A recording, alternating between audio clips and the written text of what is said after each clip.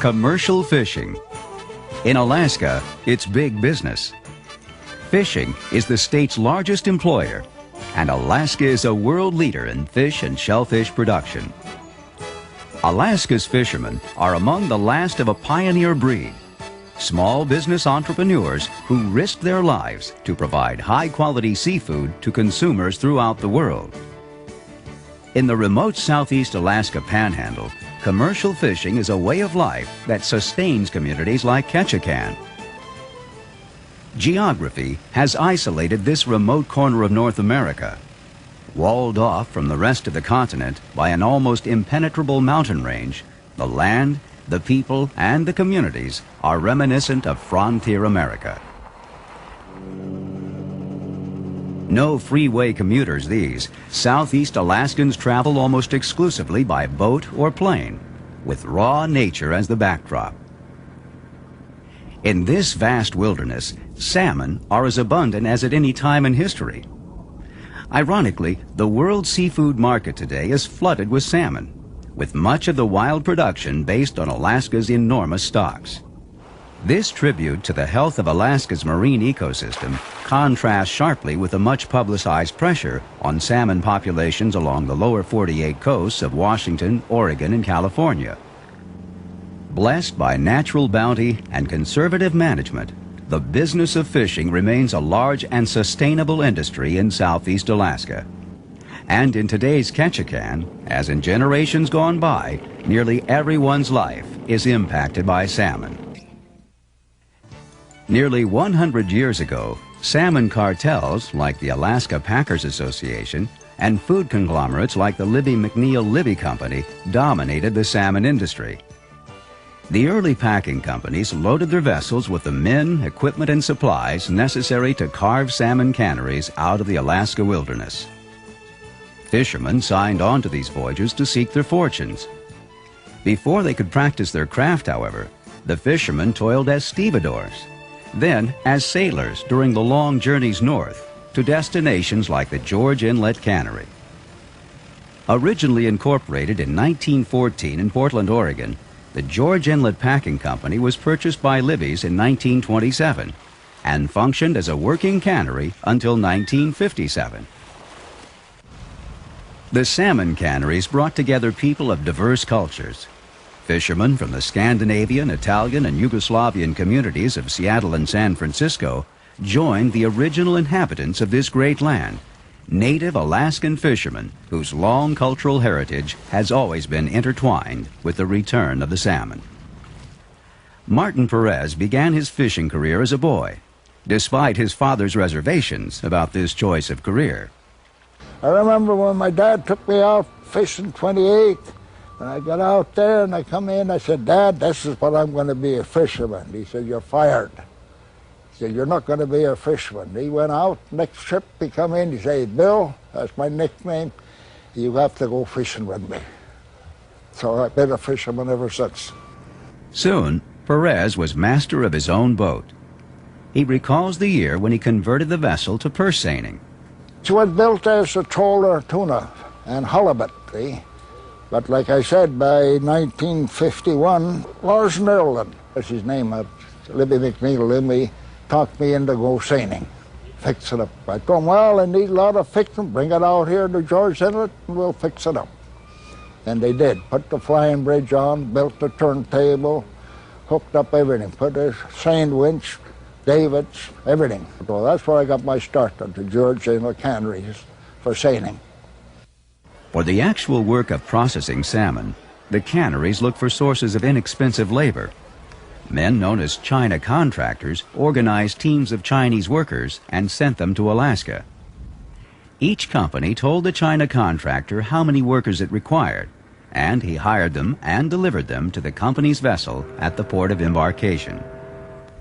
At the canneries, the Chinese lived in separate quarters, where the contractor fed them their own foods and provided the alcohol and opium used by some as a temporary escape from the drudgery. Later, the Chinese were replaced by other nationalities. Son of a company watchman, Carl Asplund literally grew up in the western Alaska cannery of Libbyville. After World War II, he managed the George Inlet packing operation.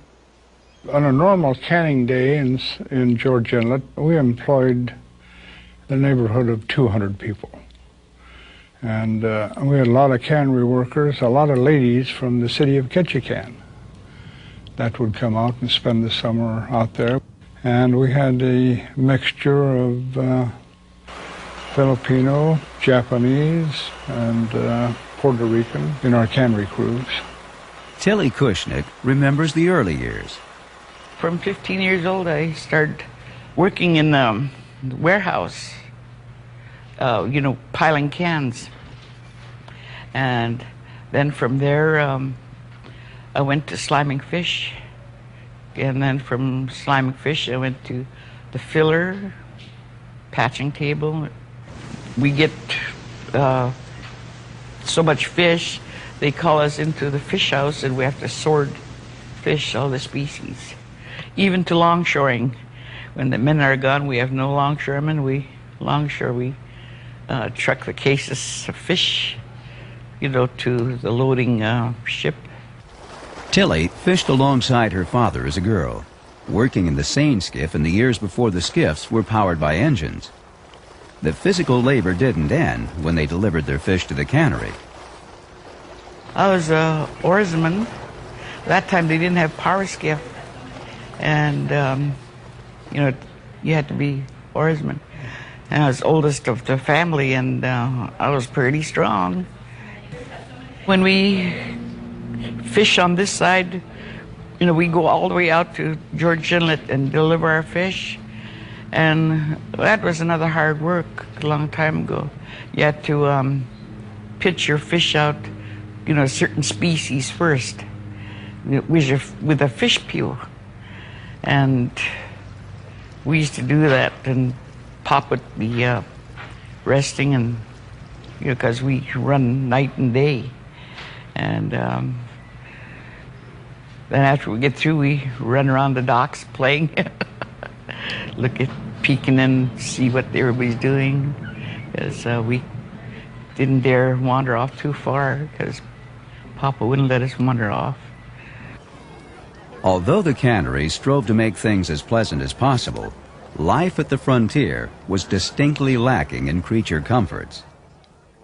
By the 1930s, Alaska canneries were like small towns that provided housing, food, medical care, and communications with the outside world.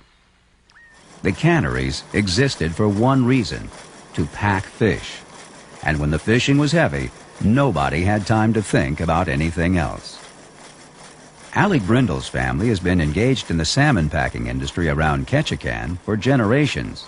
If you take a cannery like George Inlet or Ward's Cove, those were in remote locations, usually had to provide their own power, their own water, their own sewage. You brought your crews in, you had to provide the housing, you had to feed them. Most everybody from early on was under a labor agreement with a variety of different unions. And you canned fish as long as you had the fish to can. You couldn't operate 24 hours a day for sanitation reasons, and your crews obviously couldn't operate that long, but to operate from 6 or 7 in the morning till 10 or 11, 12 o'clock at night was not unusual, although you couldn't do that on any sustained basis. But if you had to operate that long to clean up the fish, why, you did. You've only got so much time to get them because they don't wait. The creature that lured so many men to the Alaskan frontier is a fish that engages in one of nature's most remarkable fertility rituals. Spawned in the gravels of freshwater creeks, mature salmon make their way back to the same waters where they were born. These returning spawners are bruised and worn. Soon, after planting the seeds of the next generation, they will die. When they reach the spawning area, the salmon pair off and dig shallow depressions in the stream bed. Each female lays thousands of eggs, which are fertilized by the male and covered with gravel for protection. The female expends her dying breaths, fighting off intruders. The eggs develop throughout the winter months, and hatching occurs in late winter or early spring. When they are big enough to survive the journey, the young salmon migrate seaward. Little is known about their lives at sea, where they spend from 2 to 6 years before returning home. One thing is known for certain. From the times when the Tlingit and Haida were the only people in the region, the salmon runs of southeast Alaska have spawned a frenzy of human effort each summer as flotillas of people and equipment rush to greet them. In the early years, fish traps were the principal means of supplying the canneries with fish. Fish traps had long been used by native Alaskan fishermen, but trap technology was perfected by the salmon canners, who created elaborate structures constructed from pilings driven into the seafloor. Each trap featured a long line of pilings called the lead that stretched across a known salmon migration route. When the fish encountered the obstruction, they had two choices. They could either swim ashore or turn seaward, directly into the trap. Trapmen still argue that the traps represented the finest method ever devised for catching salmon. Captured fish propelled themselves into the spiller, the deepest part of the trap that would become their final watery home. Trapfish bore no marks of struggle with hooks or nets. Freshness was assured because the fish were alive when the lifting crews brailed them into tenders for the short run to a nearby cannery. To fish the deep waters of southeast Alaska, the industry devised the floating trap. The first floater was patented in 1907 by James Robert Heckman, one of Ketchikan's founding fathers. His device caught 400,000 salmon in its first 24 days of operation. Floating traps were constructed on the beach, like crews that had mastered the intricate art of building log frames and suspending the wire traps. They did the work at low water, then simply floated the traps to the fishing location when the tide was high. Men known as trap watchmen spent lonely summers in tiny shacks tending the fishing operations. Roy Berg, who later became caretaker at the George Inlet Cannery, began his career as a Ketchikan area trap watchman at a tender age. I was 14 years old. It was in 1933. I had begged my mother to please let me go, and she was very hesitant. I finally got her to say okay. I grabbed my sea bag, my clothes, and run like heck down to the tender, but they had some engine troubles, so they didn't leave right away.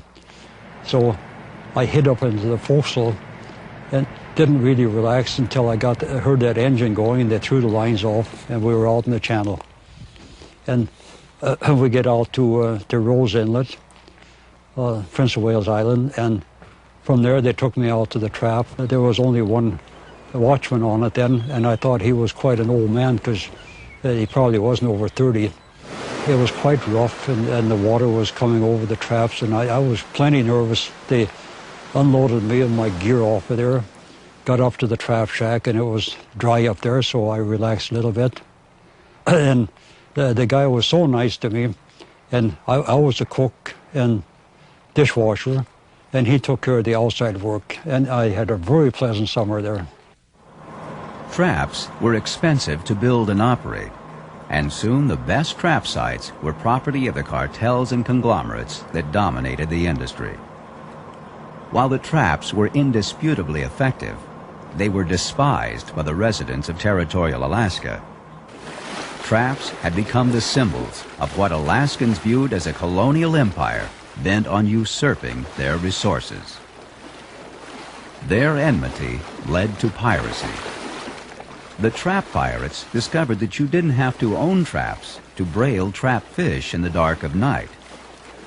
Locals regarded them somewhat like Robin Hoods, who robbed from the salmon industry for the sake of the poor Alaskans. Ketchikan resident Ben Fleener admits that hard times and the dominance of the traps forced local fishermen to resort to night operations.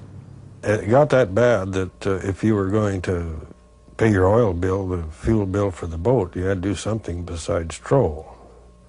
So some of us, and myself included, we approached one of the fish traps and approached the watchman, some we knew, make a deal with them where we would, in my case, I always split the difference. We would make arrangements to buy their fish.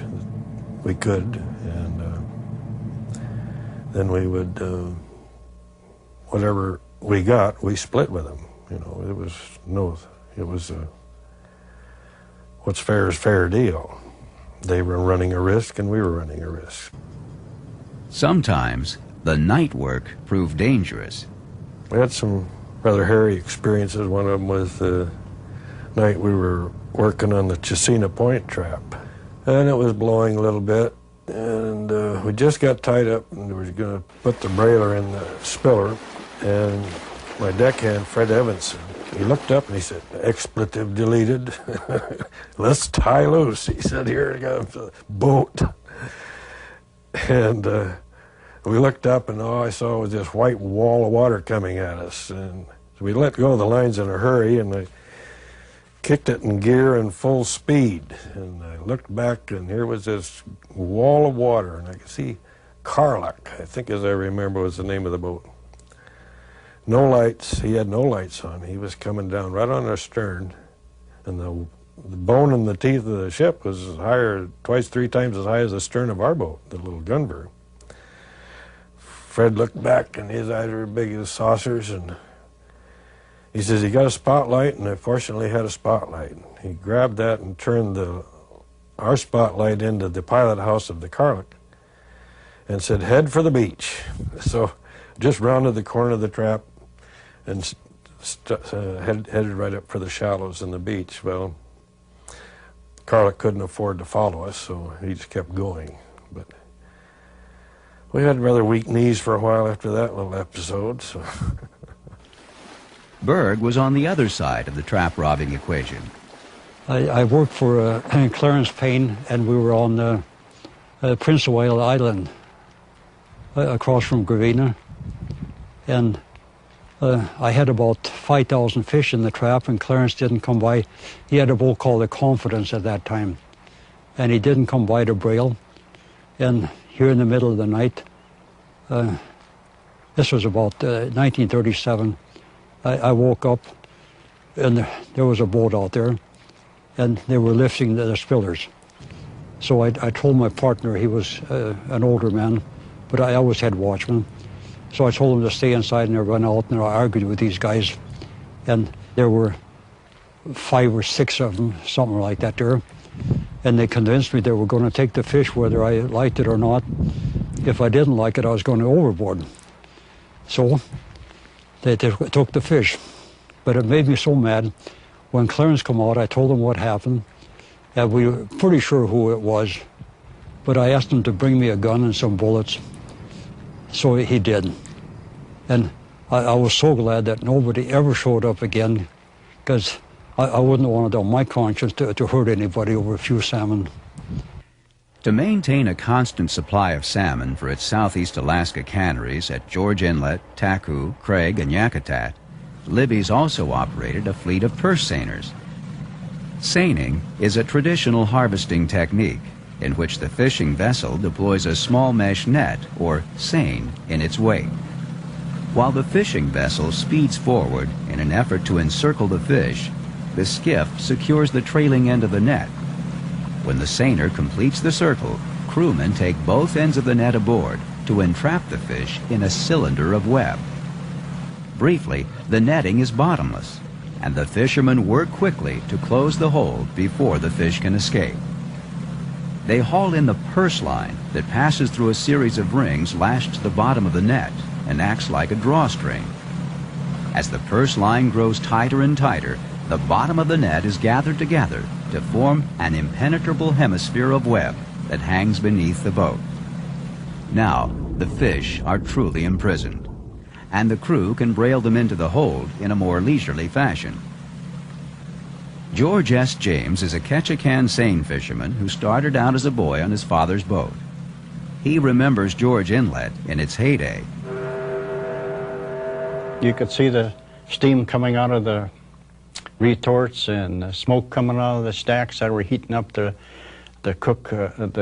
retorts that cooked the salmon, and you could hear the steam whistles blowing. It was quite a sound, nice sound to hear. You know, you can hear the whistles echoing in the channels and the mountaintops. You could hear the echoes, the whistle. You know, it was like a train coming, only it was stationary. You could hear that for miles and miles away. It was quite a sound, quite a nice sound to hear, because, you know, people were busy and salmon was being canned.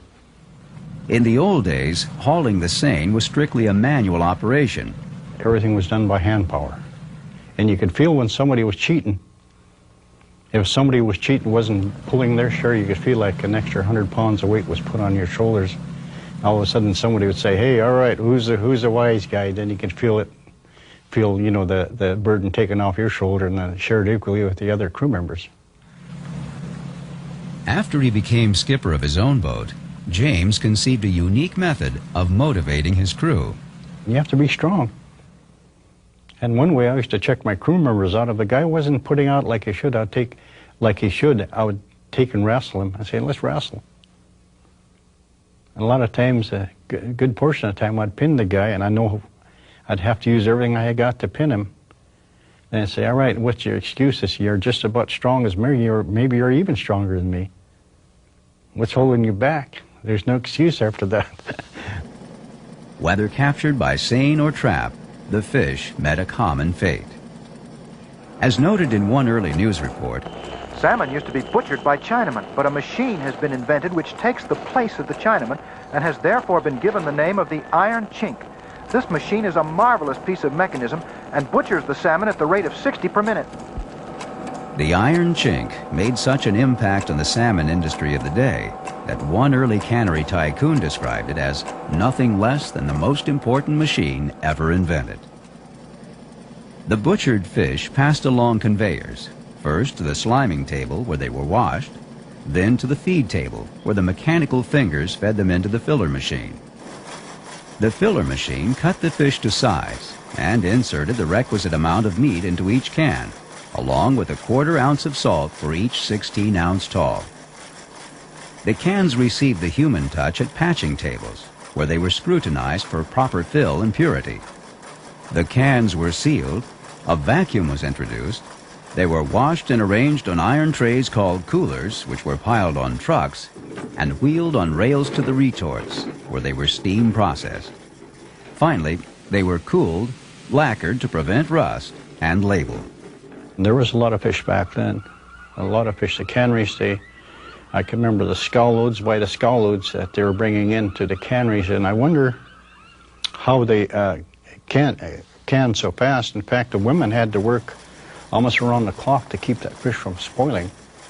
And you have to get a lot of credit for this cannery workers, the women, local women, that a lot of them worked in the cannery.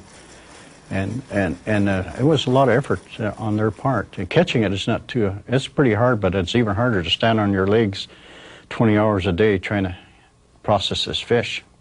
Them days, if we had a lot of fish, of course their season was very short. Sometimes we'd start canning at 6 o'clock in the morning, and we'd run until midnight, 1, 2 o'clock the next morning. So sleep was dear. We got 3 or 4 hours of sleep, then we were back at it again.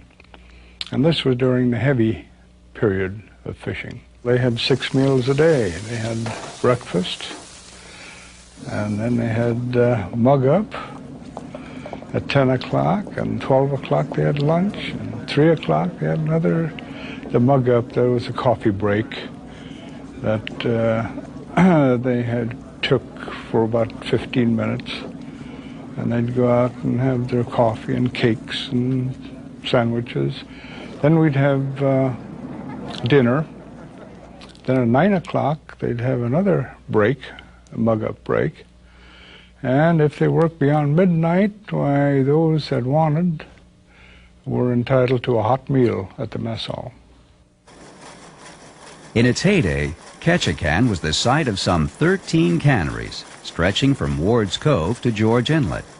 Canneries that produced over 1 million cases of salmon a year, in the era before the advent of high-speed canning machinery. In the modern era, the salmon industry has undergone dramatic changes.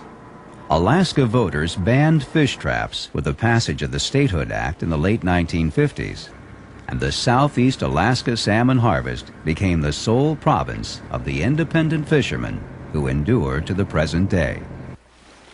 Without the sure supply of cheap fish once provided by its network of trap sites, Libby McNeil Libby closed the George Inlet Cannery in 1957. Roy and Amy Berg had moved to George Inlet that same year, expecting to become the resident employees of a functioning cannery. Instead, they became the caretakers of a remote storage site for fishing gear that would no longer pulse with the energy of the salmon harvest. I read a lot and I knitted a lot. We didn't have a lot of company, and that was fine. We enjoyed it.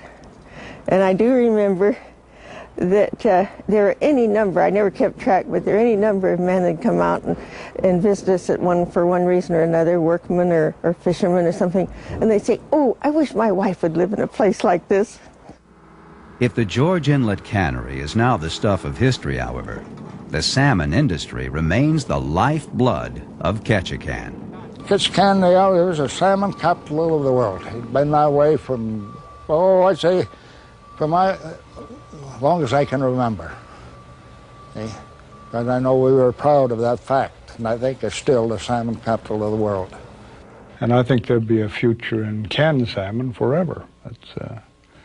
You get a salmon in a can, why it's preserved, and it's good for a few years. So I think the canned salmon industry is still got a bright future ahead. And as long as there are salmon, men will gather along Alaska's coast to greet them. For some reason, this business of fishing engages its practitioners with an intensity that characterizes few other professions. It's infectious, I guess. I don't know. There's just something to going out and seeing if you're going to get the fish and then getting them. You know, when we go north, we don't know if we're going to get any fish. And we start buying the fish, oftentimes we don't know what we're paying for them. And when we do pay for them, we don't know what we're going to sell them for, if we're going to sell them at all. To a lot of people haven't grown up in it, it doesn't seem very sensible, and I guess maybe it's not. But it's not a business that lends itself very well to conventional management techniques. This is not something where MBAs do well. You can't measure it. And when you're sitting there waiting for the fish to come, and there's nothing you can do about it, they're either going to show up or they aren't. And then once they do, why, everybody knows that they're only going to be there for a few days, so there's no time for anything other than catching and processing fish. And all else becomes totally irrelevant and unimportant. So I guess that's what it's all about.